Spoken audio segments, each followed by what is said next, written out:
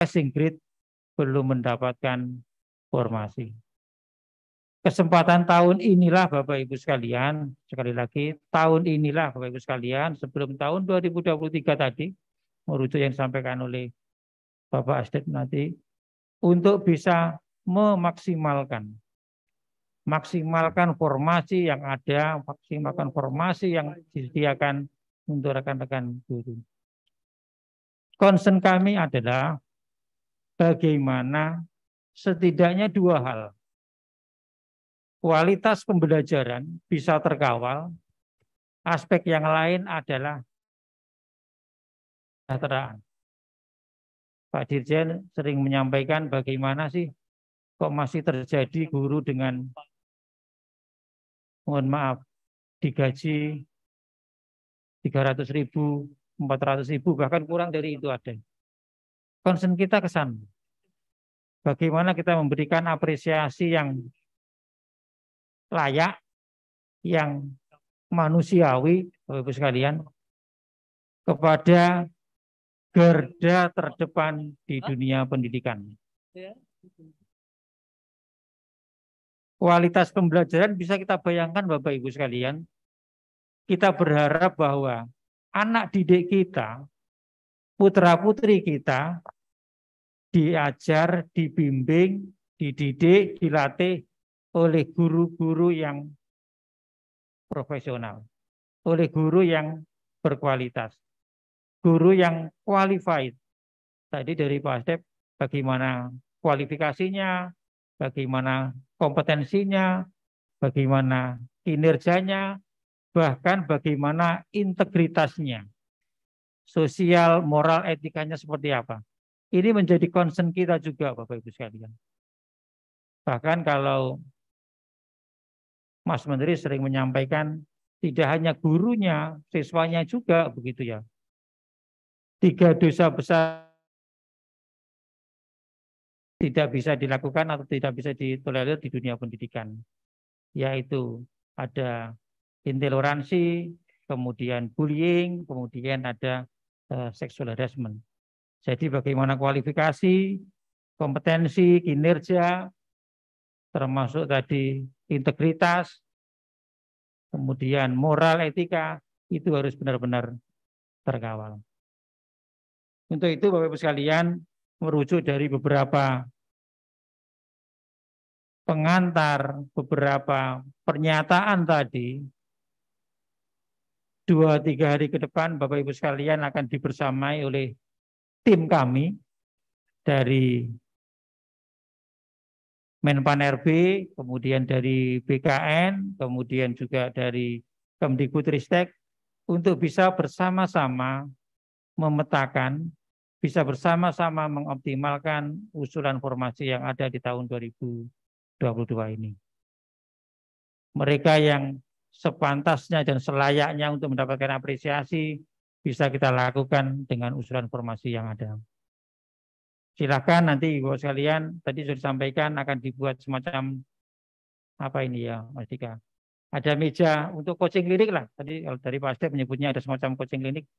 Nanti Bapak Ibu bisa berdiskusi, bisa mengoptimalkan formasi-formasi yang tersedia. Dengan harapan baik itu untuk yang prioritas 1, prioritas 2, dan prioritas 3 bisa kita siapkan dari sekarang.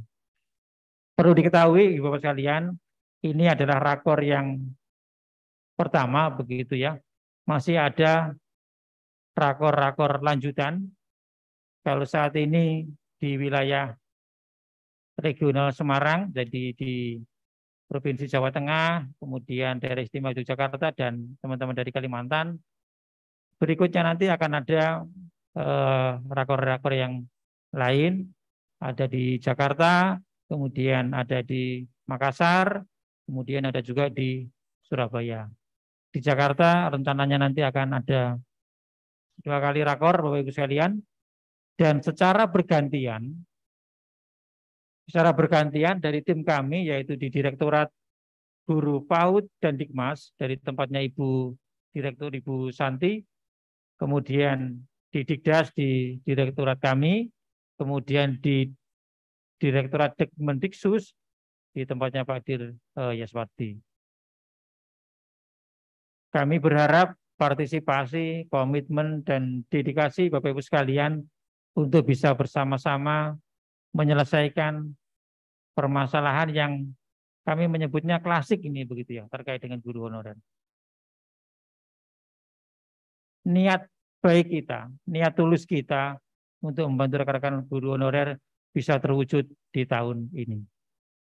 Saya kira demikian Bapak Ibu sekalian, pengantar dari kami melanjutkan dari apa yang telah disampaikan oleh Pak Asdep, kemudian juga pesan dari Bu Sesdijen, bagaimana mekanisme ini nanti kita lakukan dengan harapan melalui rakor, kemudian optimalisasi formasi dengan bentuk coaching klinik ini bisa benar-benar memaksimalkan formasi yang dibutuhkan. Kami berharap Bapak Ibu bisa secara serius mengikuti rakor ini, tapi tetap dijaga kesehatannya, protokol kesehatan tetap dijaga, dan mohon apabila ada hal-hal yang kurang berkenan dalam penyelenggaraan kami, terus terang dengan jumlah yang tidak sedikit ini, kita perlu ekstra untuk bisa mengawal bersama-sama, Bapak Ibu sekalian. Dan ini lintas kementerian, dan masih dilanjut dengan beberapa rakor yang lain, tentunya ada pembelajaran untuk bisa menjadi bahan feedback bagi kami untuk perbaikan-perbaikan di rakor-rakor yang akan datang. Demikian Bapak Ibu sekalian, dan dengan seizin Bapak Ibu, kita mohon bimbingan petunjuk dari Allah Subhanahu wa taala, maka kegiatan rapat koordinasi pemenuhan kebutuhan pegawai pemerintah dengan perjanjian kerja untuk jabatan fungsional guru pada instansi daerah tahun 2022 dengan membaca basmalah. Bismillahirrahmanirrahim. Secara resmi saya nyatakan dibuka.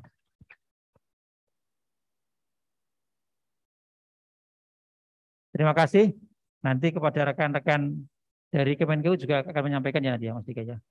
Ya, kami ucapkan juga terima kasih kepada teman-teman dari Kemenpan RB. Makasih Pak Asdep, rekan-rekan dari Kemenkeu nanti juga akan menyampaikan, Bapak Ibu dari Dinas Pendidikan, dari BKD, rekan-rekan dari Direktorat Jenderal GTK, sekali lagi kami mengucapkan terima kasih. Ada kurang lebihnya kami mohon maaf yang sebesar-besarnya. Wabillahi taufiq wal hidayah. Wassalamualaikum warahmatullahi wabarakatuh.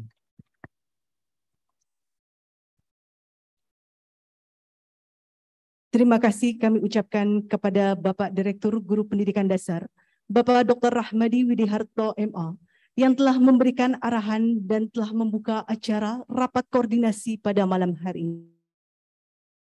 Para hadirin sekalian yang berbahagia, agar kegiatan rapat koordinasi ini berjalan dengan lancar dan memberikan manfaat yang baik untuk kita semuanya, marilah bersama-sama kita mengiringi kegiatan ini dengan pembacaan doa.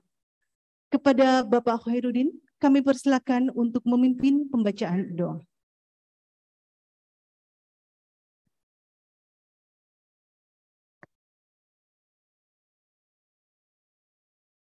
Assalamualaikum warahmatullahi wabarakatuh. Bapak, Ibu yang saya hormati, marilah sama-sama kita memohon kepada Allah Subhanahu wa taala semoga kegiatan rakor kita berjalan dengan lancar, kita semua tetap dalam diberikan kesehatan, sehat wal afiat. Bismillahirrahmanirrahim. Alhamdulillahirabbil alamin. Hamdan yu'afini kafi'u mazidah. Ya Rabbana wa ilahana lakal hamdu wa laka syukru kama yanbaghi li jalali wajhikal karim wa azimi sultanik. Subhanaka la nuhsi sana'an alaika kama asnaita ala nafsik. Falakal hamdu qabla ridha, falakal hamdu ba'da ridha, falakal hamdu idza rulita ala daiman abada.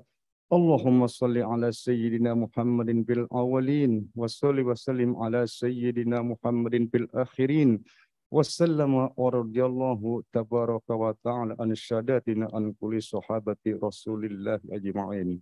Ya Allah, ya Tuhan kami, segala puji serta syukur kami haturkan kepadamu atas segala rahmat dan karunia yang Engkau limpahkan kepada kami dalam rangka kegiatan rapat koordinasi pemenuhan kebutuhan P3K untuk jabatan fungsional guru pada instansi daerah tahun 2022. Ya Allah, ya Rahman, ya Rahim, berikanlah kekuatan kepada kami dalam mengemban tugas. Untuk itu, kami mohon, berikanlah kekuatan lahir dan batin kepada kami. Ya Allah, ya Hak, Tuhan yang Maha Benar. Pancarkanlah cahaya kebenaran di hati kami. Tunjukkanlah kami ke jalan yang lurus, jalan yang Engkau ridhoi. Ya Allah, ya Jalil, Tuhan yang Maha Mulia. Anugerahkanlah kami kecerdasan dalam berpikir, kesungguhan dalam berkarya, keikhlasan dalam bekerja, dan memudahkan dalam segala urusan kami. Ya Allah, ya Ghafur, Tuhan yang Maha Pengampun, ampunilah dosa dan kesalahan kami, dosa kedua orang tua kami, dosa para guru kami, dosa para pemimpin kami. Rabbana atina fid dunya hasanah wa fil akhirati hasanah wa qina azaban. Sayyidina Muhammadin wa ala alihi wa sahbihi ajma'in. Subhana rabbika rabbil izzati amma yasifun. Wassalamun alal mursalin. Walhamdulillahi rabbil alamin. Wabillahi taufiq wal hidayah. Wassalamualaikum warahmatullahi wabarakatuh.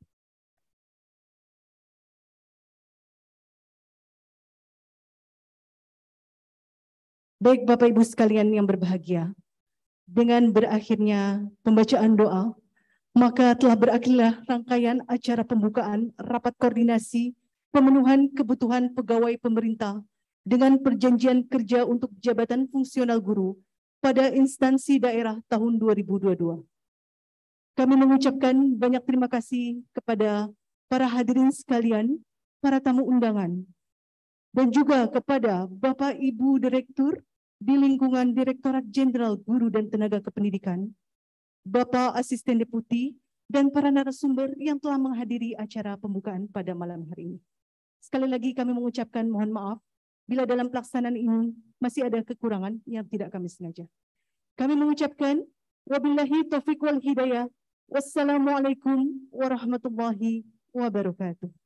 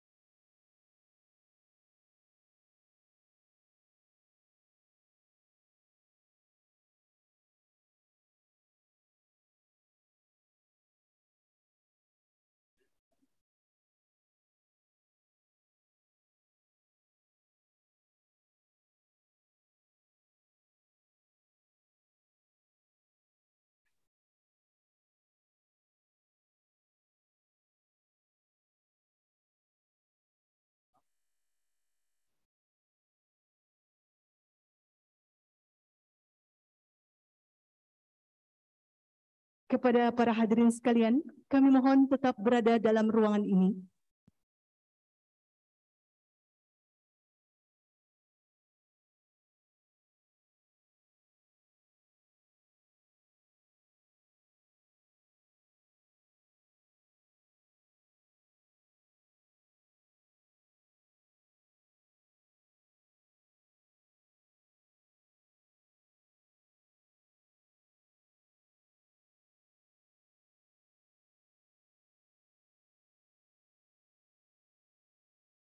Baik Bapak Ibu sekalian yang berbahagia, kita langsung melangkah ke acara selanjutnya, yaitu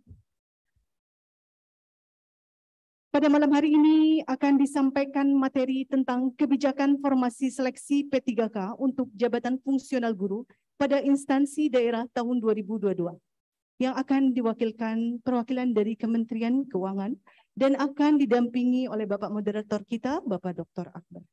Kami persilakan kepada Bapak Dr. Akbar untuk memandu acara materi pada malam hari ini. Terima kasih.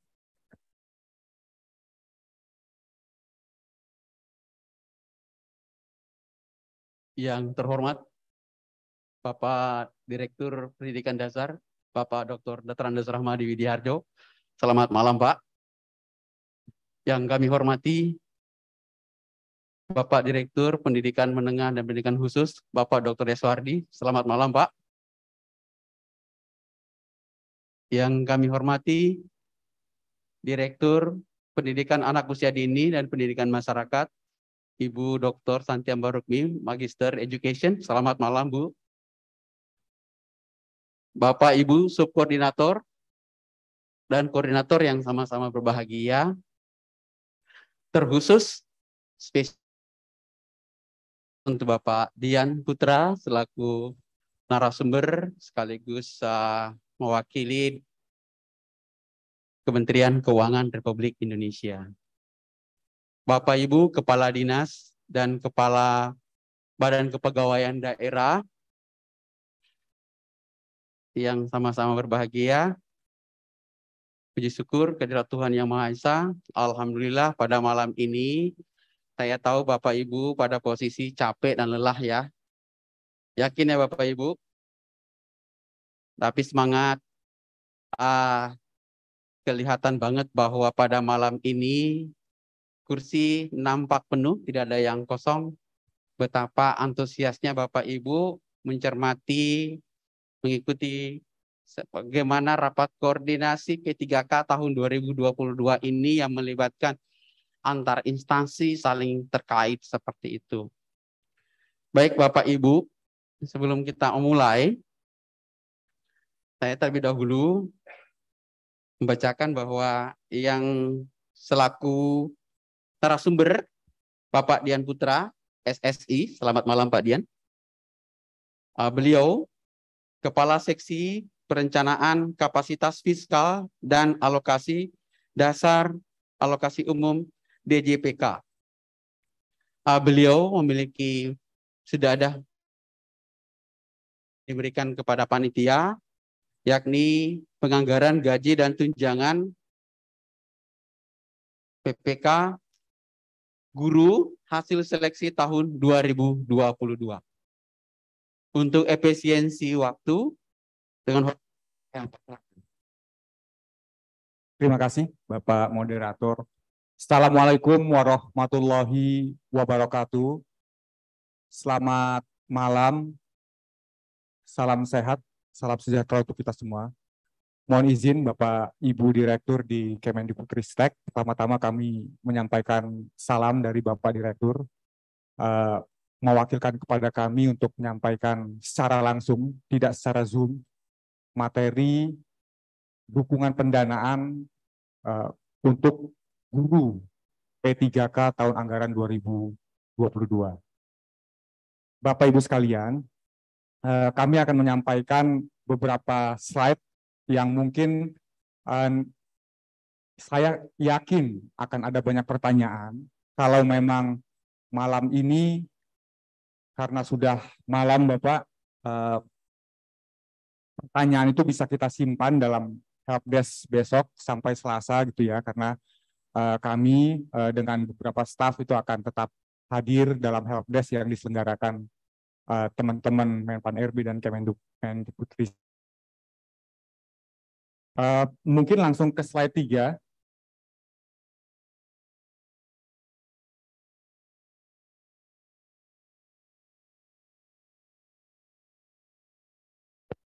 slide 3. Ya, Bapak Ibu yang saya hormati, kalau kita lihat dalam APBN dari total belanja negara yang di tahun 2022 sebesar kurang lebih 2.714 triliun, anggaran pendidikan yang terdapat dalam APBN tahun 2022 itu sebesar 542,8 triliun.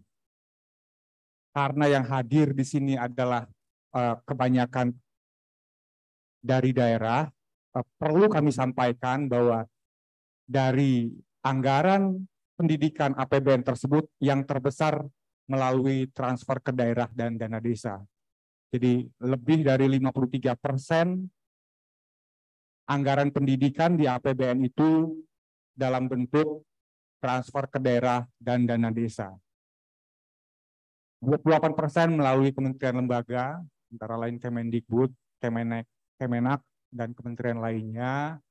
Kemudian juga pada BABUN,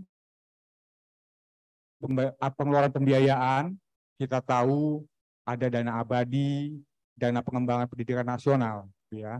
Nah, yang harus kami sampaikan, karena sesuai dengan tupoksi kami, saya dari Direktorat Jenderal Perimbangan Keuangan, yang salah satu tupoksinya adalah mengalokasikan transfer ke daerah. Nah, ini yang perlu kita perhatikan bersama, anggaran pendidikan. Jadi sekali lagi yang akan kami sampaikan, anggaran pendidikan terbesar, baik dari tahun 2020 sampai 2022 ini adalah melalui transfer ke daerah dan dana desa. Di 2020 itu sebesar 290,9 triliun anggaran pendidikan yang kita salurkan melalui transfer ke daerah dan dana desa.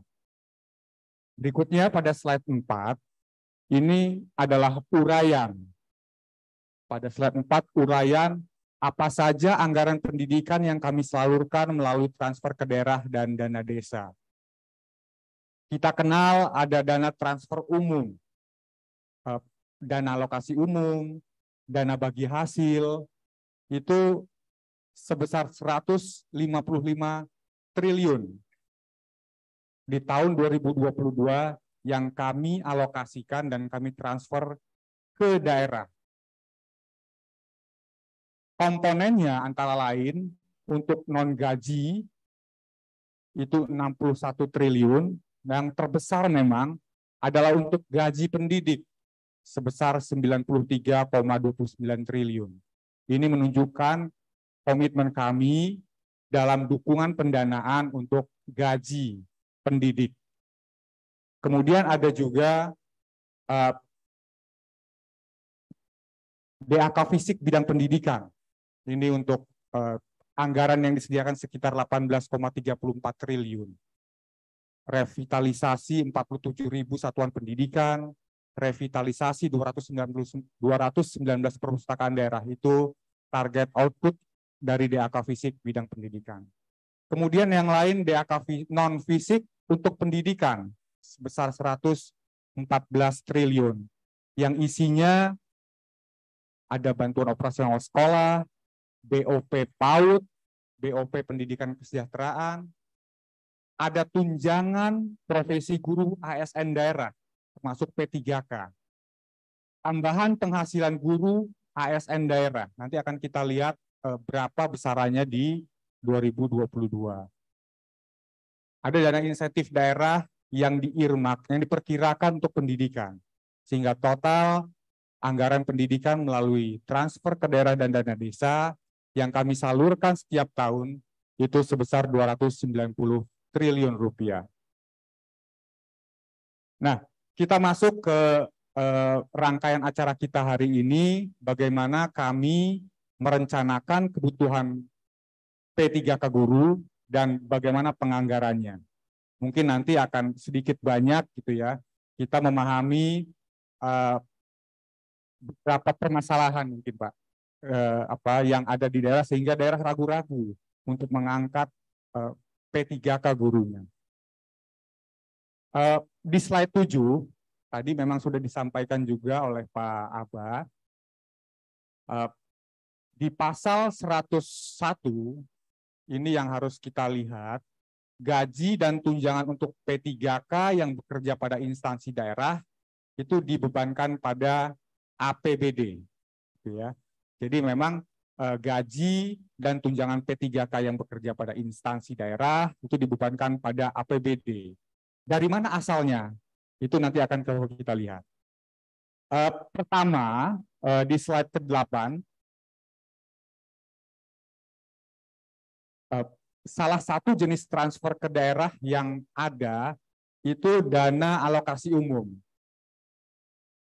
Nah, salah satu kebijakan di tahun anggaran 2020 dana alokasi umum adalah perhitungan komponen berdasarkan belanja pegawai ASN daerah.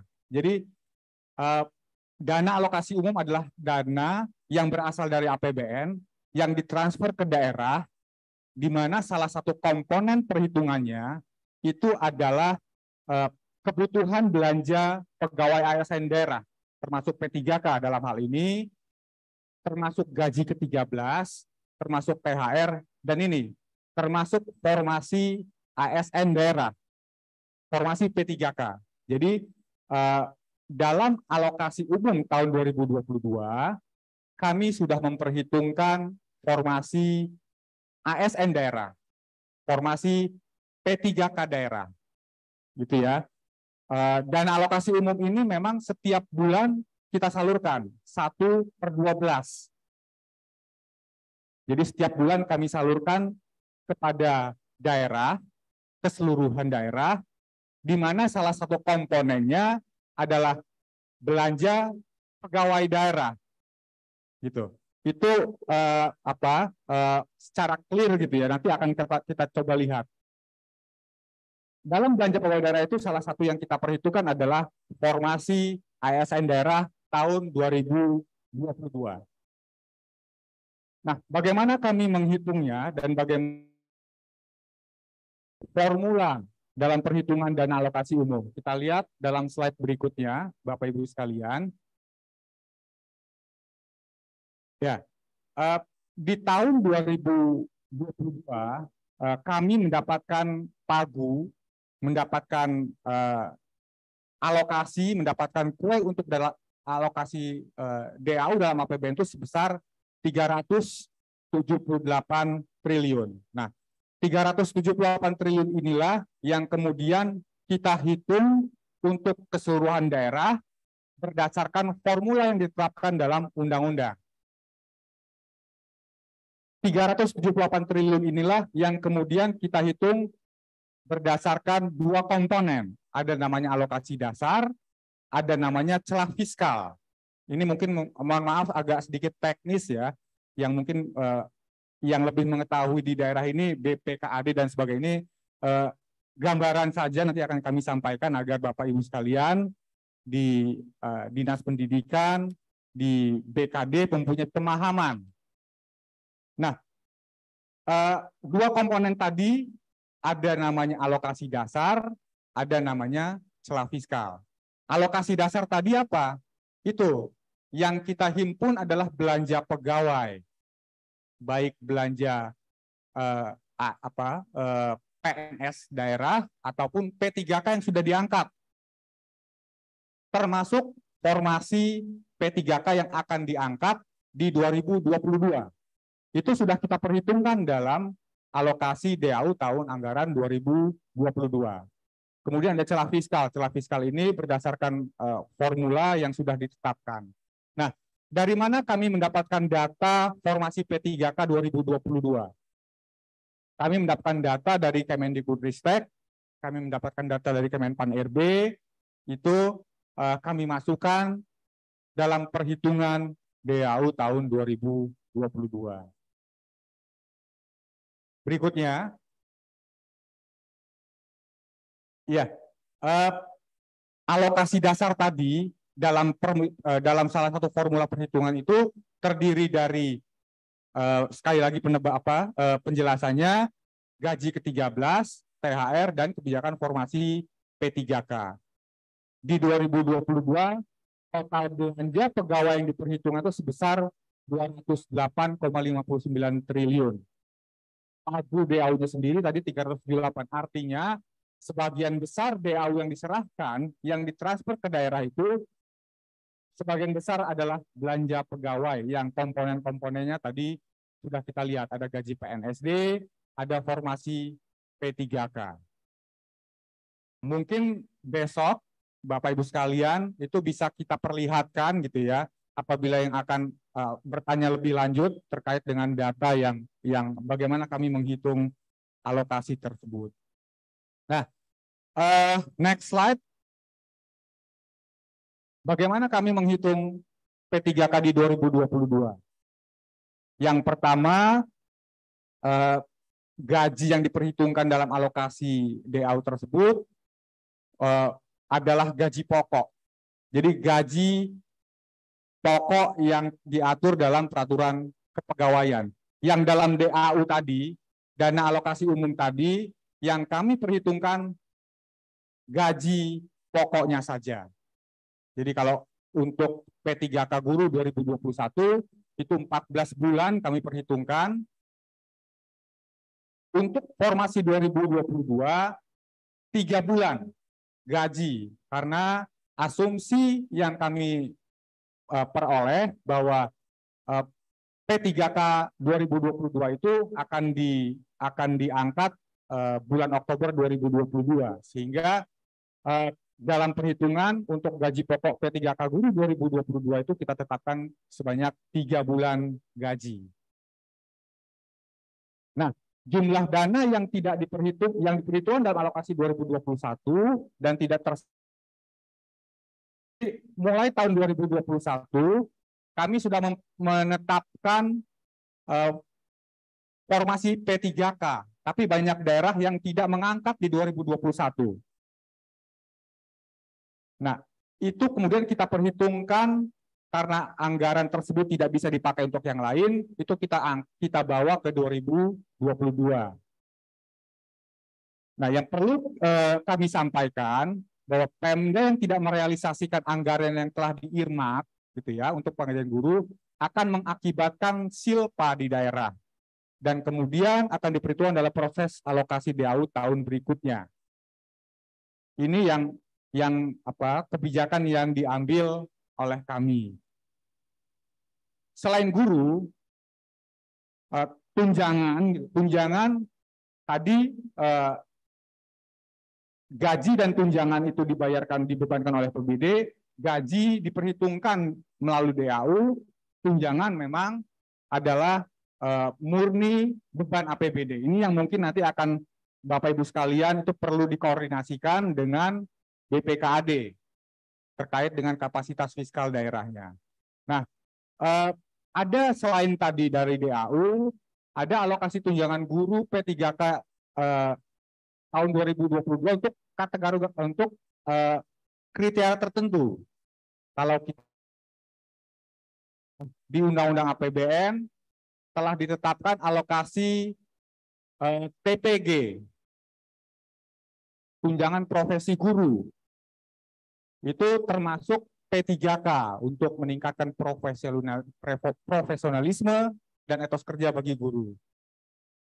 Kemudian ada di Undang-Undang APBN itu TKG, tunjangan khusus guru, memberikan kompensasi atas kesulitan hidup dalam melaksanakan tugas di daerah khusus. Jadi P3K itu juga akan mendapatkan TKG untuk daerah-daerah yang khusus gitu ya.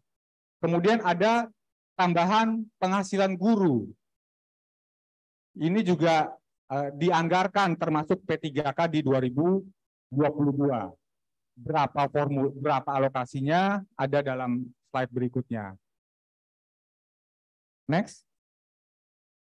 Nah, ini Bapak Ibu sekalian, tunjangan profesi guru untuk daerah-daerah yang khusus tadi. Jadi kalau kita lihat, ada sebanyak 55 triliun yang sudah dianggarkan oleh Kementerian Keuangan untuk tunjangan guru termasuk P3K di 2022. Berikutnya, habis ya Pak? Sebenarnya ada satu slide lagi yang tadi kami sampaikan terpisah Pak. Untuk memperlihatkan kepada Bapak Ibu sekalian postur gitu ya, gambaran belanja pendidikan di APBD Bapak Ibu sekalian di 2021. Mungkin besok dalam sampai Selasa apabila ingin bertanya terkait dengan postur APBD, berapa sih belanja pegawai di tempat kita gitu ya? Apakah ada kapasitas fiskal kita untuk menambah P3K, ini mungkin bisa di helpdesk kita perlihatkan. Mungkin itu Pak Moderator dari kami. Terima kasih. Assalamualaikum warahmatullahi wabarakatuh.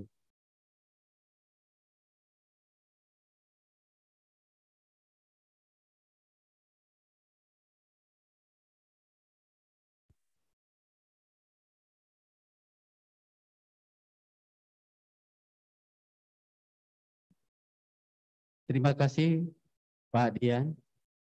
Bapak Ibu, slide-nya tadi singkat banget. Tapi Bapak Ibu dari sana uraian itu kita perlahan tapi bisa dipahami. Dan Pak Dian, mohon maaf Pak Dian, apakah kita buka sesi tanya jawabnya ini berapa orang Pak Dian?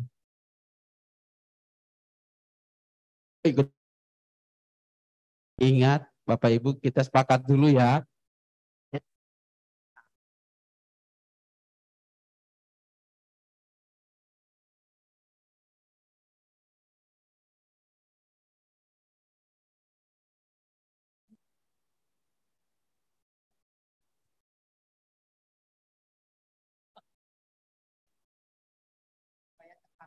Memberikan mic. Mohon maaf, suara saya kena mic-nya agak trouble. Saya buka sesi 1 sebanyak 3 pertanyaan. Bapak Ibu dipahami, 3 pertanyaan, bisa saja 1 orang penanya, tetapi 3 pertanyaan. Jadi, tolong kerjasamanya yang baik. 1 penanya itu jangan ambil semua 3-3-nya gitu ya. Karena insya Allah besok Pak Dian masih mengalokasikan waktu bersama dengan kita untuk diskusi lanjut. Berdasarkan jadwal kita sampai pada pukul 22. Sekarang, Bapak Ibu, sudah pukul berapa? 30 menit lagi. Pukul 22. Baik.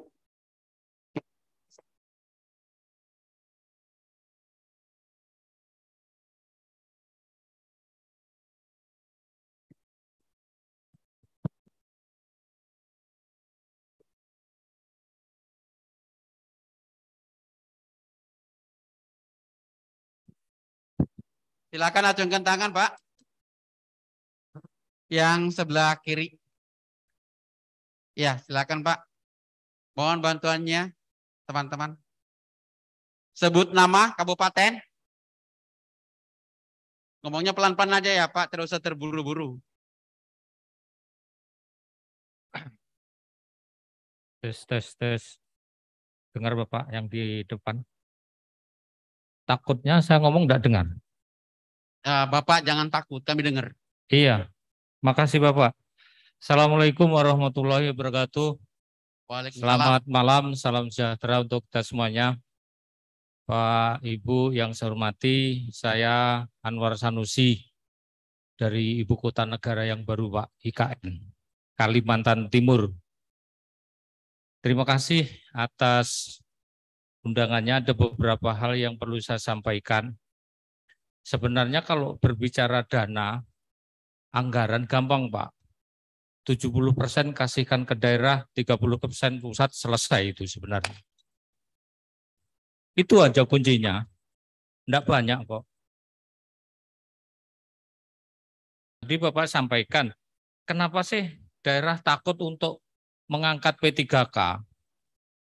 Jujur Pak, kami kemarin takut Pak. Bener enggak ini? Jangan-jangan nanti enggak bener, gajinya daerah yang suruh nalangi. Itu teman-teman yang saya tanya di daerah-daerah, kenapa sih? Takut BPKD-nya, jangan-jangan uangnya ini enggak diberi sama pusat. Kita lagi yang kalang kabut dengan guru-guru.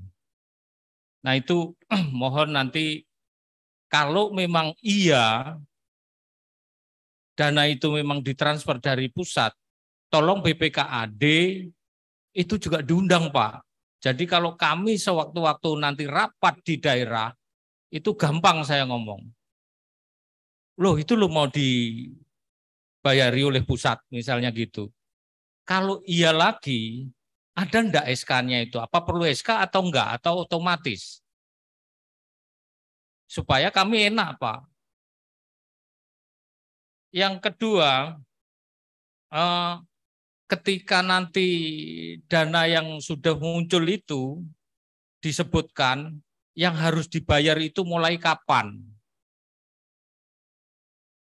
Mulai dia dinyatakan lulus atau mulai mendapat SK. Karena kalau melihat yang Bapak tampilkan itu adalah 14 bulan. Kalau 14 bulan berarti kan setahun penuh akan dibayar. Nah, yang kami terima di daerah SK itu bermacam-macam. Tidak sama terbitnya SK itu. Nah, mungkin itu untuk mohon perhatian dari keuangan agar kita nanti di daerah lebih enak. Sekali lagi saya tidak banyak panjang lebar, tetapi kuncinya satu seperti tadi apa yang saya sampaikan, Pak. 70% kasihkan ke daerah, 30% di pusat. Gitu. Terima kasih. Assalamualaikum warahmatullahi wabarakatuh. Waalaikumsalam warahmatullahi wabarakatuh. Terima kasih, Pak. Baik, mau directly aja, Pak, nanti kita kumpul lagi. Ini sudah 2 pertanyaan. Karena setelah ini, Pak, ternyata dari Kemendagri ada juga nih para narasumber. Ibu Ira katanya juga siap. Baik, satu lagi pertanyaan. Silakan, Pak.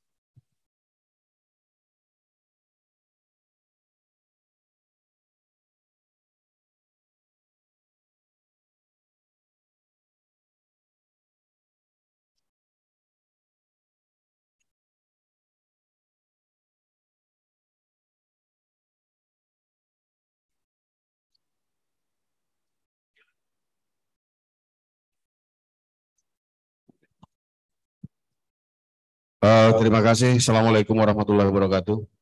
Salam. Saya Alimuddin dari persis tempatnya IKN itu, Pak. Izin Pak Kadis. Pertama mungkin kita perlu pemahaman dulu apa sih APBD itu. Itu dulu. Karena kalau kita bicara APBD itu sumbernya APBN, juga ada dana DAU, ada DAK, ada bantuan keuangan, ada pendapatan yang sah.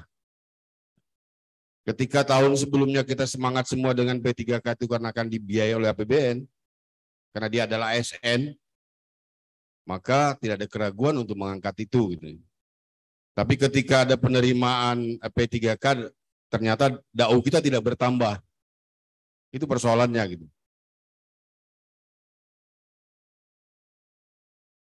Saya tiap tahun jadi panitia anggaran, jadi agak paham yang Bapak sampaikan itu. Tapi kalau lihat slide itu sebenarnya jelas itu. Bahwa dana itu juga dari APBN. Tapi Pak Kadis tadi sebenarnya bilang ya 70% betul juga gitu. Supaya kita mengatur sendiri gitu. Itu yang pertama. Yang kedua, dalam penggajian, saya ini miskomunikasi juga. Saya 6 tahun jadi kepala BKD. Ya, kalau dulu aturannya jelas bahwa yang dimaksud hari pertama kerja itu ya tanggal 1. Paling banter tanggal 3. Di dalam Permenkyu dijelaskan, di keputusan kepala BKN juga dijelaskan, Perka juga dijelaskan. Bagi daerah mengacu kepada Permendagri. Kira-kira seperti itu. Di pasal 23, mohon maaf kalau salah, di ayat 4 atau 3 dan 5 itu jelaskan bagi yang bekerja pada hari pertama kerja bulan berkenaan gajinya dibayarkan pada bulan itu. Ya. Bagi yang hari kedua dan seterusnya dibayarkan bulan berikutnya. Nih teman-teman TAPD di tempat saya berbeda pendapat dengan saya. Kalau saya, mereka harus dibayarkan. Mereka kerja untuk negara. Tidak ada orang yang bekerja di negara yang tidak dibayar. Gitu. Persoalannya adalah TMT-nya saya buat tanggal 11 April. Berarti dia harusnya masuk di ayat 5. Pasal 23, Permendagri. Dari Kemendagri ada nggak? Jadi kita sudah bersurat, belum dibalas juga tuh. Itu, kemudian ini sekalian aja masih ada Pak Direktur di sini. Kita penerimaan P3K jangan seperti kemarin. Tengah jalan aturan berubah. Ini negara yang kita urus. Tengah jalan berubah standarnya. Ya, kemudian Pak, THL mau dihapus. Ya tadi udah disampaikan sedikit ya. Kita dulu waktu pengangkatan THL PP 43 Junto PP 48 2015 itu jelas itu tidak boleh mengangkat tenaga honorer atau dengan nama apapun, jelas itu. Ini kalau Permenpan aja nggak mempan juga itu Pak, PP aja kita langgar. Karena kebutuhan. Kecuali Bapak tahun ini kita pensiun 10 orang, Bapak isi guru kami 10 orang, tidak ada masalah. Dengan statement seperti itu, ini mohon maaf melenceng sekalian. Dengan statement seperti itu, Bapak membuat kisru di daerah. Saya pikir semua kisru itu. Pasti kisru, banyak tepuk tangan, berarti benar saya. Bikin kisru, menteri bikin kisru. Tapi harus kita akui juga bahwa banyak tenaga honorer di satuan-satuan kerja perangkat daerah yang lain memang perlu. Oleh karena itu pusat bikin SOP apa aja standar norma prosedur itu kan tugasnya pusat itu. Nanti kita ikutin. Ini kalau dipukul rata, silakan bapak-bapak di pusat jadi guru di SD di hutan-hutan sana. Dia jangan bikin kisru kebijakannya. Itu mungkin ini dari tadi sebenarnya kalau dikasih kesempatan ada Pak Asdep tadi itu. Kalau bicara seperti ini kita hafal Pak udah. Kebijakan ASN, kebijakan lain-lain kita sudah hafal gitu ya. Tapi kebijakan-kebijakan di daerah juga harus linear. Sebentar Pak, 1 detik lagi. Ya. Terima kasih Pak. Kalau ya. tambah. Oleh karena itu mohon jangan bikin kebijakan yang kita sudah susah 2 tahun Pak ya. Bikin statement yang seperti itu. Pak Anwar Sanusi itu benar. Pak Gubernur Kaltim itu tetap aja dia mau itu. Memang ada uangnya Pak ya. Kasihan daerah yang lain nanti. Mungkin itu Pak, saya mohon maaf melenceng, tapi saya lihat Pak Direktur masih ada. Untuk kementerian, janganlah seperti yang kemarin lagi. Oh, satu lagi. Kalau penerimaan tenaga pendidik dan tenaga kesehatan diserahkan kepada Kementerian Pendidikan dan Kementerian Kesehatan, libatkan secara teknis Dinas Pendidikan Kabupaten Kota. Saya kasihan Pak ngelihat kemarin teman-teman begitu pemberkasan. Ini mudah-mudahan dari BKN juga nih. Dilibatkan. Mereka mau bertanya ke siapa? Ya kalau umpamanya kebetulan tanya ke saya masih hafal tata cara pemberkasan CPNS. Kalau yang lain, mereka seperti ayam kehilangan induk gitu. Dalam proses pemberkasan. Di tempat saya, mudah-mudahan di tempat lain tidak. Oleh karena itu, tidak cukup dengan menghadirkan. Karena diminta itu cuma staf gitu. Ini kita bicara polisi. Polisi P3K ini kan harus kita lanjuti Pak. Dilibatkan secara teknis. Oleh karenanya kejadian kemarin, begitu honorer demo, Bapak dari kementerian dengan mudah mengubah sebuah aturan tengah jalan. Demikian saya mohon maaf jika ada yang kurang berkenan. Wabillahi taufiq wal hidayah. Assalamualaikum warahmatullahi wabarakatuh. Salam. Terima kasih Pak. Baik, 3 penanya saja dulu, 3 pertanyaan. Balas sudah lebih ini 4 pertanyaan. Saya silakan Pak Dian. Iya Pak. Dari 3 pertanyaan ini yang larinya ke saya kayaknya cuma sedikit. Pak Anwar Sanusi. Iya, kalau misalkan APBN 70% untuk daerah, 30% untuk pusat, beres semua urusan. Itu yang disampaikan Pak Anwar Sanusi. Beres kalau untuk daerah-daerah yang kaya. Tapi bagaimana dengan daerah-daerah yang nanti Tuhan bantu, nanti Tuhan tolong, siapa yang memikirkan mereka? Bagaimana kita merekatkan NKRI, Nah, itulah yang kita pikirkan Bapak Ibu sekalian. Jadi perimbangan keuangan itu bukan hanya sekedar membagi-bagikan uang, tapi bagaimana kita memeratakan daerah yang tidak merata, kemampuan daerah untuk pelayanan publik yang tidak merata, itulah yang dipikirkan oleh pemerintah pusat. Jadi memang kalau 70% daerah, 30% pusat untuk kemudian dibagi hasilkan, kita salurkan ke daerah, iya enak Kalimantan Timur, ya enak DKI Jakarta. Tapi sebagian besar di daerah kita nggak seperti itu. Itu ya. Jadi politik anggaran yang diambil ya sementara masih seperti itu. Mungkin ke depan ketika misalkan daerah-daerah sudah semakin maju, itu bisa dilakukan. Atau kalau kita sudah IKN-nya pindah ke Kalimantan Timur, itu bisa kita lakukan. Formasi yang kita hitung di DAU di 2021 tadi memang 14 bulan. Karena anggapan kita gitu ya, itu kan formasi 2021 berarti sudah diangkat, sudah bekerja sejak Januari gitu ya, jadi 14 bulan. Tapi kalau yang 2022 hanya 3 bulan yang kita alokasikan di mulai bulan Oktober. Karena informasi yang kami peroleh paling cepat diangkat bulan Oktober. Jadi hanya 3 bulan yang kita perhitungkan dalam alokasi DAU tahun anggaran 2022.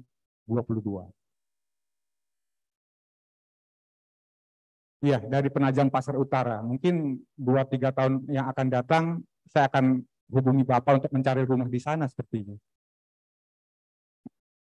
Karena mau nggak mau, kita di pemerintah pusat kan harus di sana gitu ya. Nah, terima kasih Bapak sudah memahami bagaimana penganggaran DAU di daerah. Bapak Ibu sekalian, kami di DJPK sebetulnya gitu ya sangat menginginkan memang banyak dana yang disalurkan, yang disampaikan, yang ditransfer ke daerah. Untuk P3K misalkan, kebijakan di 2020 kami mengenalkan adanya DAU tambahan on top dari DAU yang sudah dialokasikan. Mungkin di sini ada yang ingat, atau mungkin bahkan tidak ada yang tahu karena tidak mengangkat waktu itu. Jadi di 2020 kami menganggarkan DAU tambahan on top dari alokasi DAU, tapi tidak direalisasikan karena tidak ada pengangkatan. Tidak keseluruhan direalisasikan. Tapi kebijakan yang kami tempuh tersebut menjadi catatan merah bagi BPK karena menjadi temuan karena DAU tambahan tidak dikenal dalam DAU. Itu salah satu rekomendasinya bahwa P3K itu harus masuk ke dalam alokasi formula. Kalau kami sih senang gitu ya, alokasi DAU ada, kemudian dapat data dari Kemendikbudristek, dapat data dari Kemenpan RB, berapa formasinya, ya tinggal ditambahkan, beres. Nggak ada protes dari BPKAD, dari Bupati, dari Wali Kota, dari Provinsi, yang setiap minggu meminta audiensi pada kami. Beres. Tapi kami tidak bisa mengalokasikan DAU tambahan seperti tahun 2020. Harus masuk ke dalam formula DAU yang berlaku, yang existing. Pertanyaannya, kenapa nggak naik? Itu pertanyaannya. Ya, di 2021, 2022, ya kita tahu kondisinya seperti apa. Penerimaan negara turun, itu kondisinya Bapak Ibu sekalian. Jadi sekali lagi memang kami yang bertugas untuk mengalokasikan itu ada barrier, gitu ya. Ada batas pagu berapa yang harus kita alokasikan. Nah itu yang mungkin harus kita lihat. Kalau DAU-nya itu naik, penerimaan pajak naik, penerimaan dalam negeri naik karena dihitung dari PD neto, ya mudah-mudahan DAU-nya naik. Terima kasih Bapak sudah memberikan input, Bapak sudah paham bagaimana kami mengalokasikan gitu ya. Kalau yang pertanyaan berikutnya mungkin tidak ke kita ya Pak ya, karena tadi ke Mendagri dan sepertinya ke yang lain. Terima kasih Pak. Iya.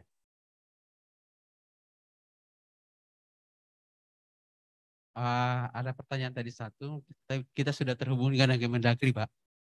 Jadi setelah ini, mohon maaf Bapak Ibu, masih ada narasumber yang sedianya malam ini juga akan memaparkan mungkin sekitar 30 menit. Ya, mohon maaf ya Bapak Ibu, Anda meskipun kelihatannya capek seperti ya, nah hari ini baru tiba langsung kita action seperti itu. Baik, apa perlu Pak Direktur tadi yang ada katakan bahwa dalam perjalanannya tiba-tiba berubah? Enggak usah, makasih. Baik, nanti aja. Baiklah Bapak Ibu, tadi 3 pertanyaan untuk sesi dari Pak Dian Putra. Kita cukupkan sampai sini saja dulu. Bapak Ibu, kalau besok pagi, besok ada waktu, Pak Dian masih bisa kan? Baik, kita buka masih lagi untuk informasinya biar lebih komprehensif. Kita upload untuk Pak Dian. Terima kasih. Wabillahi taufiq wal hidayah. Assalamualaikum warahmatullahi wabarakatuh. Selamat malam Pak Dian. Selamat istirahat. Baik Bapak Ibu, kita beralih ke narasumber dari Kementerian Dalam Negeri. Ibu Ira secara Zoom. Ya, Zoom. Pak. Didengar suara kami? Ya. Baik Bu Ira, karena kondisi waktu kami seakbarnya tidak cerita panjang lebar, saya mempersilahkan langsung Bu Ira, silakan dipresentasikan Bu Ira. Baik, karena waktunya nggak lama dan Bapak Ibu juga mungkin capek ya, jadi saya akan langsung saja ke to the point. Assalamualaikum warahmatullahi wabarakatuh, selamat malam, salam sejahtera bagi kita semua, salam sehat Bapak Ibu, saya izin share screen. Dan saya mohon mungkin Bapak Ibu konsentrasi, saya cuma 10 menit kurang lebih. Saya akan bicara terkait dengan kebijakan penganggaran P3K di APBD tahun anggaran 2022. Nah, saya harap sebenarnya peserta hari ini ada BPKAD. Supaya apa? Supaya teman-teman yang hadir baik BKD maupun Dinas Pendidikan tidak debatable di Pemdanya masing-masing. Tapi sebisa saya malam ini mungkin mudah-mudahan ada yang nonton di YouTube ya, terutama untuk daerah Jogja, Jawa Tengah dan Kalimantan terkait dengan kebijakan penganggaran. Jadi mungkin Bapak Ibu ketika berdiskusi atau bertanya dengan teman-teman BPKD ada nggak anggarannya, bilangnya nggak ada gitu ya. Nah tapi di sini kita diberitahu bahwa sudah tersalurkan, sudah ada formasi dan lain-lain. Jadi biar tidak ada debatable, mudah-mudahan YouTube-nya atau mungkin Bapak Ibu sekalian yang hadir ya sudah men-share juga ke teman BPKAD-nya biar sama-sama clear. Dan makanya saya minta Bapak Ibu tolong konsentrasi walaupun ini sudah jamnya malam ya. Saya perkenalkan diri, nama saya Iraya Tunisma, saya Kasubdit Perencanaan Anggaran Daerah Ditjen Bina Keuangan Daerah Kementerian Dalam Negeri. Beberapa regulasi yang memayungi terkait dengan P3K ya, salah satunya adalah Undang-Undang 6 tentang APBN 2022 ya, bahwa di 2022 ini kita dimintakan untuk menganggarkan terkait dengan P3K. Ada Undang-Undang 5, ada PP 12, kemudian PP 49 ya. Ini tentang manajemen P3K ya. Makanya manajemen P3K ini dari 2018 sudah mengamanatkan supaya di 5 tahun ke depan ini sudah P3K semua. Jadi udah di warning dari 5 tahun yang lalu. Bukan warningnya baru SE yang kemarin ya. Menyatakan bahwa P3K wajib di 2023. Enggak. Tapi dari 2018. Nah ini sebenarnya kontrol dari BKD pemerintah daerah masing-masing. Supaya tidak lagi ada pengangkatan dari 2018. Nah ini kan banyak nih. Tambah banyak dan ini akan jadi permasalahan kalau seandainya tidak selesai di 2023. ya. Kemudian ini keluar dari Permenpan RB yang baru saja ya, yang ini yang disosialisasikan terkait dengan pengadaan P3K guru ya. Kemudian Perpres 98 tentang gaji dan tunjangan P3K, Permendagri 6 untuk pemberian gaji dan tunjangan instansi daerah. Tadi ada yang bertanya terkait dengan pasal 23 terkait dengan pembayaran P3K untuk yang hari kedua kerja. Itu dibayarkan bulan selanjutnya, dan itu bukan kemauan Kemendagri ya, ini sudah kesepakatan ya dengan teman-teman BKN dan juga sama di instansi pusat juga sama ya. Jadi itu memang seperti itu SPMT-nya ya, SPMT-nya di hari kedua, misalnya jatuh di hari kedua, SPMT-nya itu dibayarkan di bulan selanjutnya. Sudah terjawab ya. Kemudian Permendagri 27 terkait dengan penoban penyusunan APBD 2022 kita sudah arahkan untuk Bapak Ibu menganggarkan, dan di Kemendagri terkait dengan kodifikasi ini sudah kita masukkan terkait dengan penganggaran P3K. Nah, ini kita harapkan yang namanya APBD ini saling sinkron ya dengan semua, termasuk juga dengan prioritas nasional dan lain-lain. Ya, supaya apa? Ini juga kita harus penganggarannya secara efektif, efisien dan akuntabel ya. Nah, ini di dalam Undang-Undang 6 yang tadi saya sampaikan bahwa ada arahan ya untuk menganggarkan bahwa untuk P3K itu diambil dari 25% dari dana transfer umum. Dana transfer umum itu ada dua. Ya, bukan cuma DAU, ada DBH. Jadi DAU dan DBH.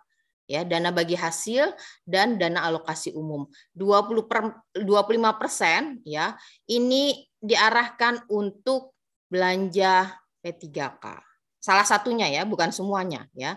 Jadi 25% ini salah satunya adalah P3K ya. Jadi dari DTU Bapak Ibu itu seharusnya sudah diarahkan untuk P3K. Ini sudah warning Bapak Ibu ya.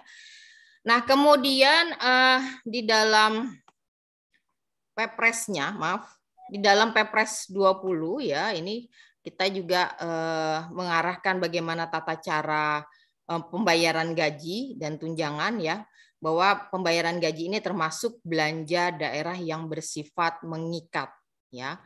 Kemudian ini terkait dengan Permendagri 6-nya, kita juga mintakan ada pengawasan ya.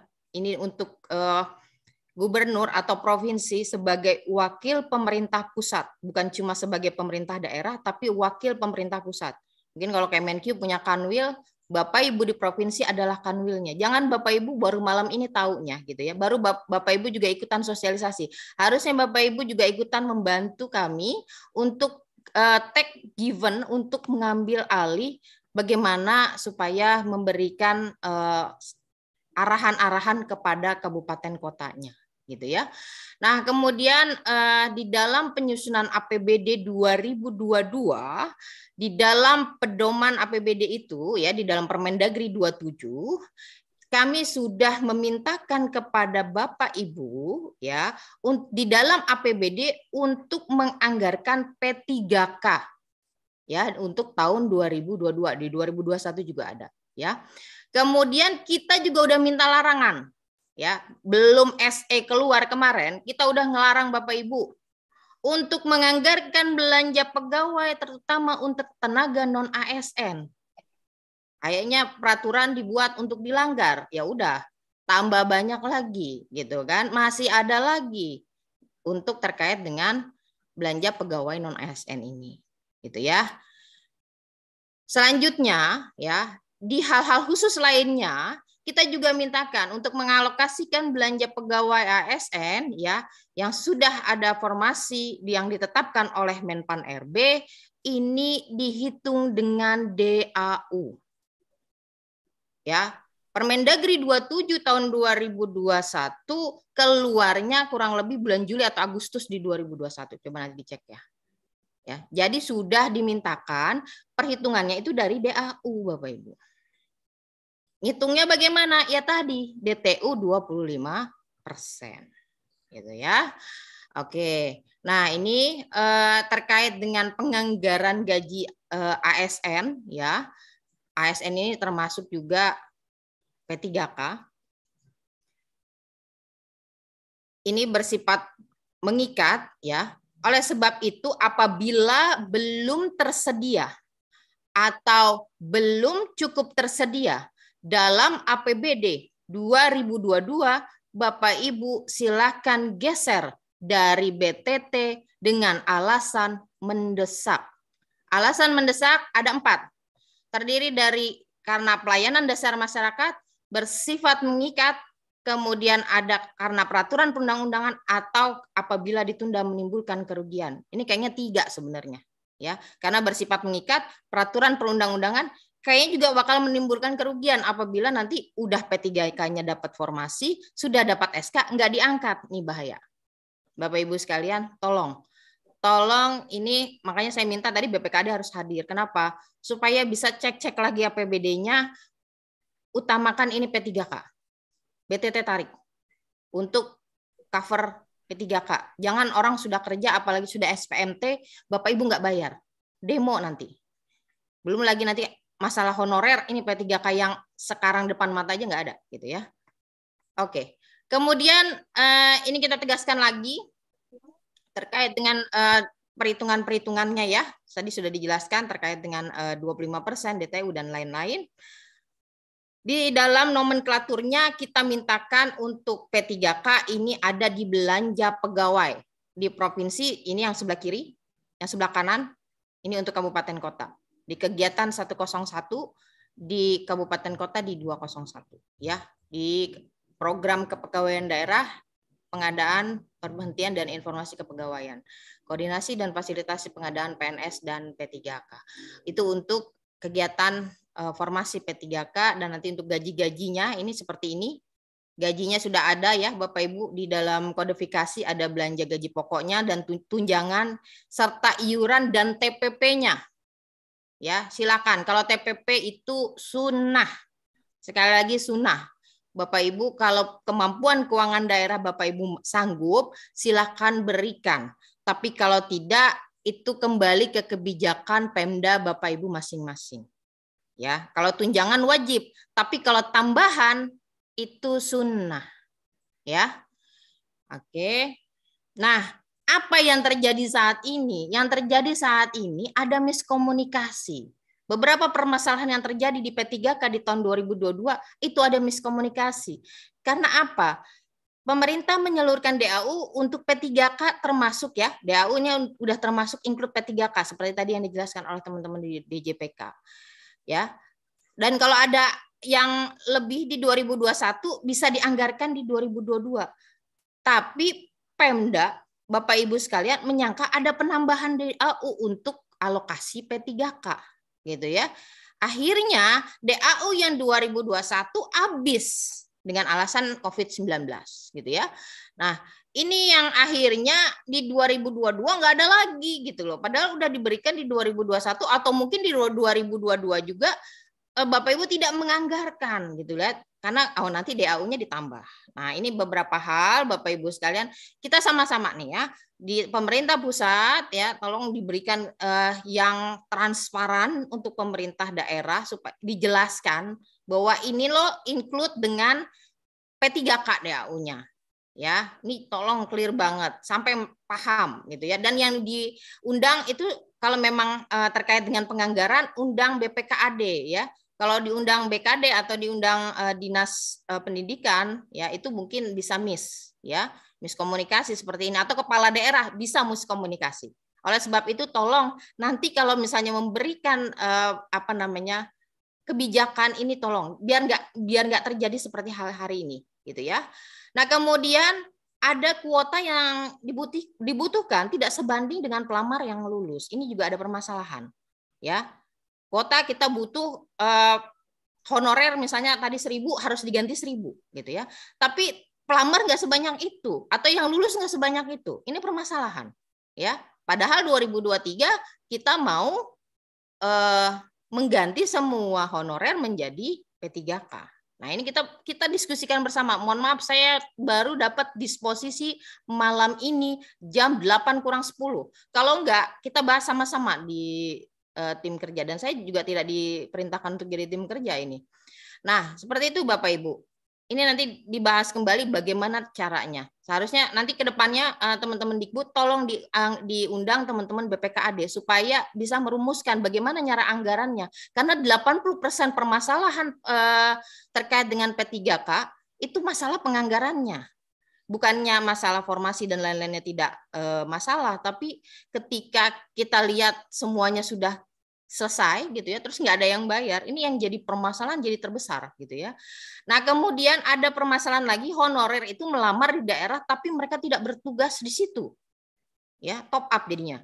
Mungkin kemarin dia di Kepulauan Seribu tapi dia akhirnya ke Jakarta Pusat misalnya gitu ya ngambilnya, atau mungkin di daerah yang lebih baik gitu. Nah ini juga akhirnya yang tempat yang harusnya digantikan ini jadinya nggak ada gitu ya, kuota juga jadi berkurang. Nah ini 3 hal yang lumayan besar permasalahan di pemerintah daerah yang silakan nanti kita diskusikan bersama Bapak Ibu sekalian untuk bisa mencari solusinya. Nah ini anggaran P3K yang ada ya di dalam belanja pegawai. Nah, ini Bapak Ibu bisa lihat ini postur APBD yang difoto oleh kami atau diolah oleh kami, bahwa dari belanja pegawai ya ini ada kurang lagi 366 ini dalam bentuk triliun ya. Sedangkan ini untuk alokasi P3K-nya itu di 400, berarti ada kekurangan. Begitu juga di kabupaten kota gitu ya. Jadi kebutuhan itu yang uang yang ada ya. Ini Bapak Ibu lihat nih ya. Uang yang ada di provinsi cuma 402, sedangkan kebutuhannya sedangkan ini masih ada kekurangan gitu ya. Nah, ini yang jadi permasalahan Bapak Ibu, DAU-nya kurang daripada kebutuhan belanja pegawainya, dan ini pastinya akan di backup oleh teman-teman di Pemda ya untuk bisa cukup ya APBD, apalagi yang sudah tersalurkan terus udah kepake, ini pasti nambah lagi nomboknya gitu ya. Nah ini data-data APBD Bapak Ibu ya, ini mungkin nanti dibaca saja Bapak Ibu, nanti bisa ambil paparan saya di panitia, ini banyak sekali karena ini tidak boleh lama-lama katanya. Ntar saya selesaikan.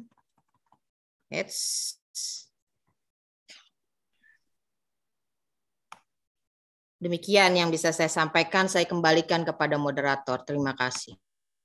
Terima kasih Bu Ira. Insya Allah kami ke depan kami akan undang. Terima kasih atas dukungannya. Ya, materi sekali lagi kami ingatkan Bu Ira, materi bisa kami akses kan Bu Ira? Sudah saya berikan kepada panitia. Terima kasih. Silakan. Bu Ira mohon izin kita buka sesi tanya jawab.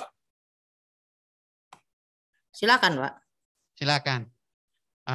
Baik Bapak Ibu, kita sepakat dulu waktu sudah hampir 5 menit lagi jam 10 ya. Dan saya tahu Bapak Ibu sudah lelah juga. Kita, ya Pak. Oh ya, Bu Ira. Siap. Sempat nggak tadi monitoring Pak, ada yang pertanyaan terkait dengan Kemendagri tadi Bu? Sudah Pak, sudah saya jawab. Pasal 23 Permendagri 6. Sudah saya jawab. Terkait dengan pembayaran P3K kan? Iya. Sudah Pak. Kalau nanti masih ada pertanyaan, tadi di slide terakhir saya ada nomor HP saya Bapak. Oke, makasih Bu Ira. Tadi sudah ada win-win solution. Nanti tuh, di ada nomor slide terakhir saya. katanya ada nomor kontak yang bisa Bapak diskusi lanjut di sana ya. Iya, tenang aja Pak. Makasih atas pengertiannya Pak. Baik, kita buka satu penanya. Silakan angkat tangan.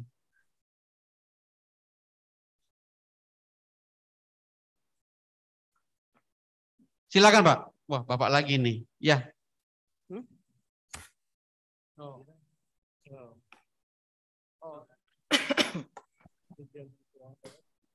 Suaranya tidak terdengar Pak. Belum Bu. Oh belum. Sabar Bu Ira. Malam minggu, Pak Lurah. Ya, terima kasih atas kesempatannya. Kami hanya ingin menyampaikan sesuatu saja untuk narasumber. Nama saya Guan Hin dari Kabupaten Gunung Mas, Kalimantan Tengah. Memang kami memahami, Bu, berkaitan dengan tenaga honorer yang ada di daerah masing-masing. Kalau kita berbicara masalah tenaga honorer, larangan dan sebagainya kami memahami. Itu amanah daripada Undang-Undang Nomor 5 Tahun 2014 tentang ASN. Yang menjadi persoalan ini di daerah-daerah yang kekurangan pegawainya, seperti Kabupaten Gunung Mas. Itu dasar kami untuk mengangkat.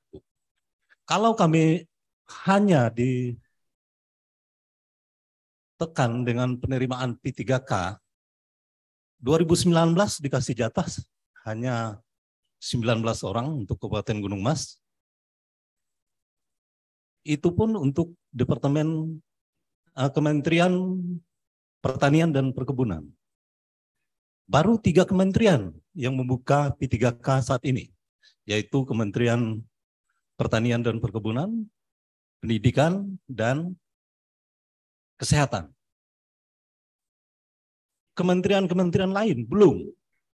Kebutuhan kami di Kabupaten Pemekaran sangat membutuhkan pegawai, Bu, untuk melaksanakan pekerjaan di kabupaten hanya 3.401 pegawai. Kami sangat kekurangan. Jadi kalau ditekan untuk 2003 semuanya dirumahkan. Bagi pegawai yang banyak silakan. Kalau bagi kami mohon pertimbangan. Tapi ini adalah usulan saja, Bu. Mohon pertimbangan untuk kabupaten-kabupaten yang pemekaran, yang selalu kekurangan tenaga pegawainya.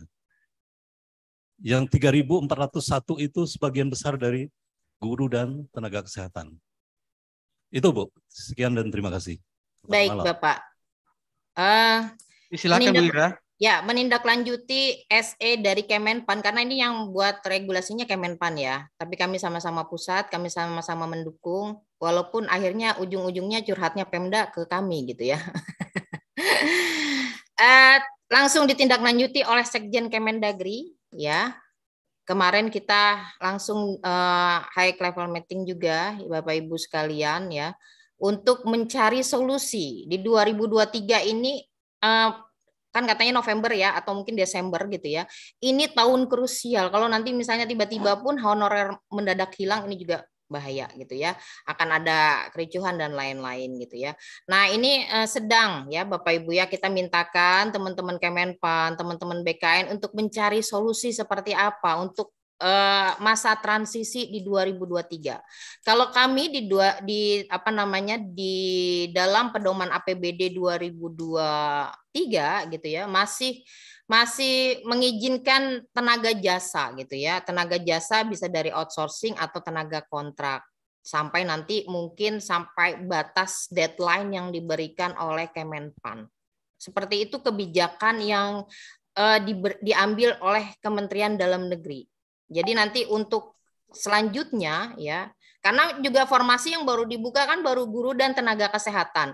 Tenaga-tenaga lain seperti apa gitu ya. Sedangkan 2023 ini langsung kita bubar serentak gitu semuanya gitu. Nggak mungkin juga gitu ya. Nah ini mungkin nanti ada kebijakan dari teman-teman Kemenpan dan BKN terkait dengan honorer ya.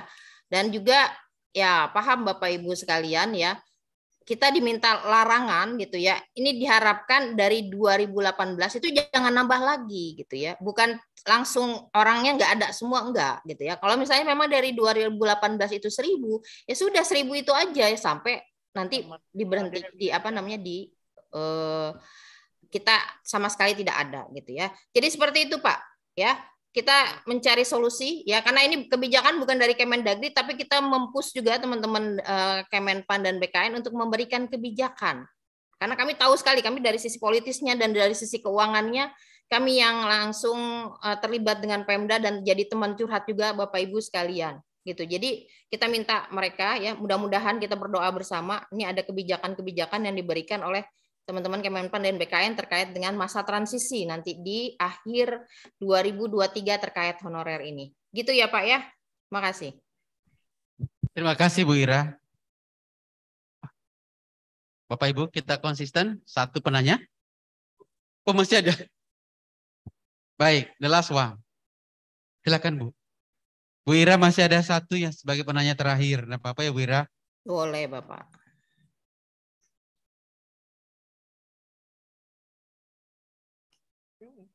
Ilmu tuh. Aktif. Kira aktif. Yo untuk angkatan yang ketiga itu 3 bulan. Oktober, November, Desember. Baik, terima kasih atas kesempatan yang diberikan. Ini juga merupakan amanah dari Bupati kami. Perkenalkan, saya Irma Yuwinda, PLT Kepala Dinas daripada Dinas Pendidikan Kutai Timur. Fokus pada materi yang disampaikan oleh Ibu Ira, kewajiban DAU untuk 25% untuk P3K. Sedangkan kita kembalikan lagi bahwa maksud daripada desentralisasi daripada DAU itu adalah untuk pemerataan dan untuk merekatkan kesejahteraan daripada rakyatnya, yang mana khusus untuk meningkatkan pembangunan ketertinggalan, pembangunan di daerah tertinggal.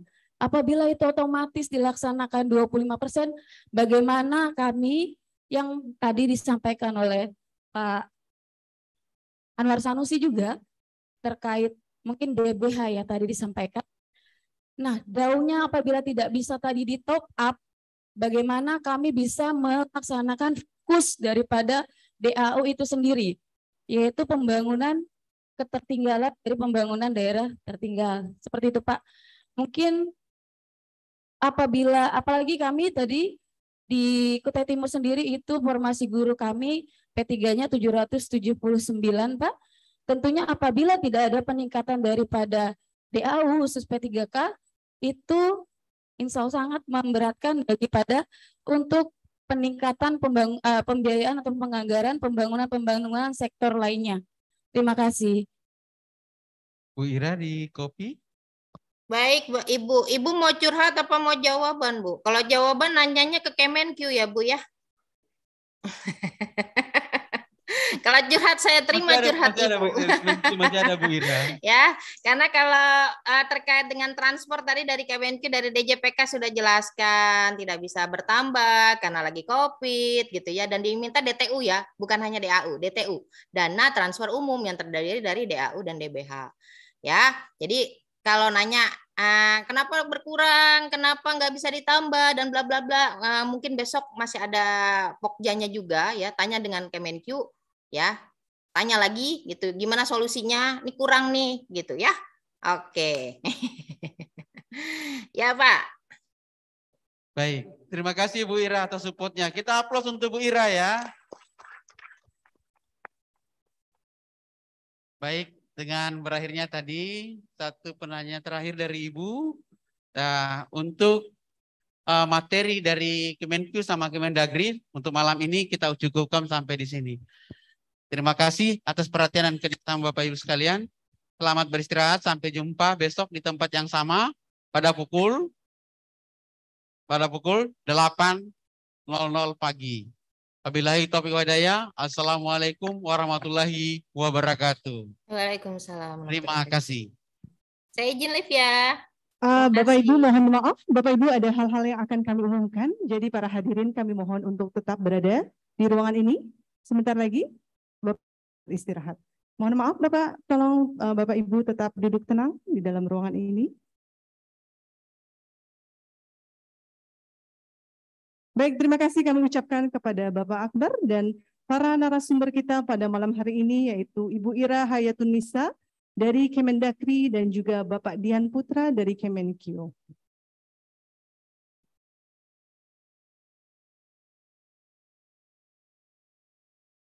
Baik Bapak Ibu sekalian, sebelum Bapak Ibu kembali beristirahat, kami ada hal-hal yang akan disampaikan. Yang pertama berkaitan dengan administrasi. Bagi Bapak Ibu yang belum menyerahkan administrasi kepada panitia, kami mohon untuk dapat menyerahkan administrasi paling cepat malam hari ini dan paling telat esok pagi sebelum acara materi kita mulai. Dan yang kedua, terkait untuk ruangan acara untuk pada hari yang kedua, Bapak Ibu nanti akan berpindah untuk ruangan, yaitu berada di lantai 5. Ruang meeting di lantai 5. Baik Bapak Ibu, yang ketiga, terkait untuk materi, diharapkan Bapak Ibu besok menerima materi dapat hadir di ruangan secara on time, karena nanti kita juga langsung setelah menerima paparan materi akan ada coaching klinik dengan diumumkan di ruang meeting untuk pembagian coaching klinik dengan petugas dari para kementerian ya. Bapak Ibu diharapkan nanti dapat melihat pembagian untuk wilayah daerahnya agar pelaksanaan ini dapat kita laksanakan secara tertib. Baik, terima kasih Bapak Ibu semuanya. Kami mengucapkan mohon maaf dalam pelaksanaan ini bila masih ada kekurangan. Selamat beristirahat untuk kita semuanya. Semangat selalu dan tetap menjaga kesehatan. Wabillahi taufiq wal hidayah. Wassalamualaikum warahmatullahi wabarakatuh.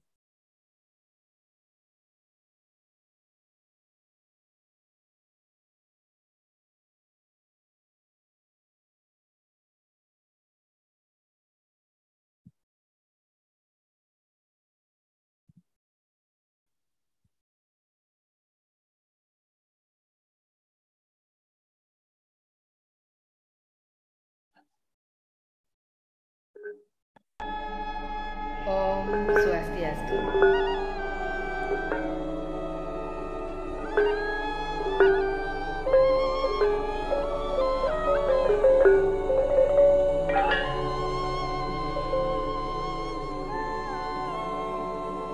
Menurut saya, kurikulum ini sangat bagus dikembangkan pada dunia pendidikan di zaman sekarang.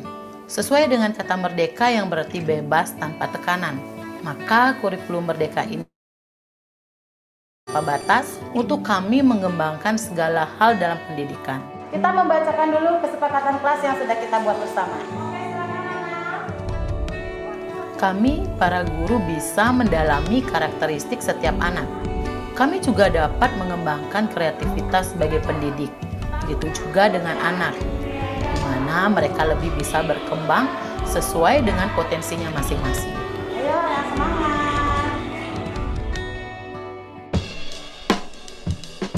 Di dalam komunitas belajar, kami juga dapat melihat dan menyesuaikan metode mengajar berdasarkan kemampuan setiap anak, sehingga mereka berada di jalur yang tepat.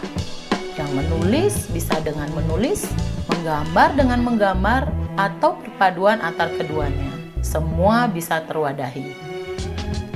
Di samping itu, di dalam kurikulum Merdeka ini, kami dimudahkan dengan platform Merdeka Mengajar. Kami sangat terbantu terutama dalam asesmen murid. Platform Merdeka Mengajar ini memudahkan analisa diagnostik literasi dan numerasi dengan cepat, sehingga kami dapat menerapkan metode mengajar yang paling tepat kepada murid sesuai hasil asesmen tersebut. Banyak hal yang saya rasakan dari kurikulum Merdeka ini. Saya dinilai sebagai guru yang bersahabat. Anak-anak juga merasa senang dan bergaya. Waktu pelajaran tatap muka, anak-anak menjadi lebih disiplin, sadar, dan bahagia dalam belajar. Dan yang lebih membuat kami bersyukur adalah murid menjalankan ini semua secara tulus, tanpa paksaan dan intervensi. Sehingga kami bisa menggali potensi setiap anak lebih mendalam.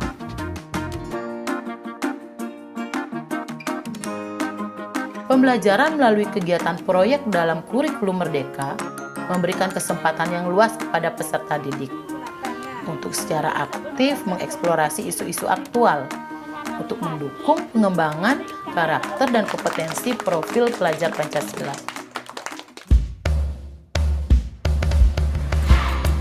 Di kelas saya, anak-anak saya minta untuk berkolaborasi bersama orang tuanya dalam kegiatan belajar bersama. Misalnya proyek kolak manis, singkatan dari kolaborasi kreasi makanan Indonesia. Dengan proyek kolaborasi atau belajar bersama ini, harapan kami adalah murid bisa lebih dekat dengan orang tua. Kedekatan antara orang tua dan murid harus kita bangun, karena sangat penting dan memiliki pengaruh yang besar dalam proses pendidikan. Bahkan murid kami juga suka mengantarkan hasil makanan ke murid lain. Hal ini sangat bagus dalam menumbuhkan sifat empati dan toleransi untuk mewujudkan profil pelajar Pancasila. Semoga semakin banyak materi dan modul ajar serta video-video di platform Merdeka Mengajar yang bisa mendukung kami sebagai guru. Dan semoga kurikulum Merdeka bisa diterapkan di seluruh Indonesia.